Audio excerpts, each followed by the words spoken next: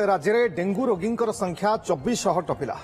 सुंदरगढ़ और खोर्धा जिले में रोगी संख्या अधिक रही। स्वास्थ्य विभाग चिंता बढ़ाई राउरकेला और भुवनेश्वर सहर। तेज राज्य में डेंगू रोगी संख्या गत वर्ष कम रही जनस्वास्थ्य निर्देशक नीलकंठ मिश्र।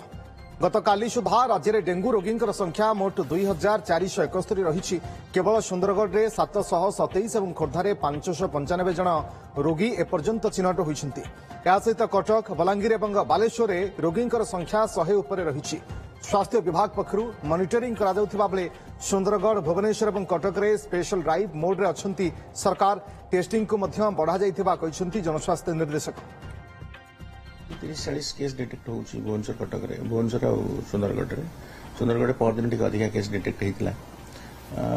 Rourkela area particularly steel plant area matter of concern रोचे से एक्टिव अच्छा।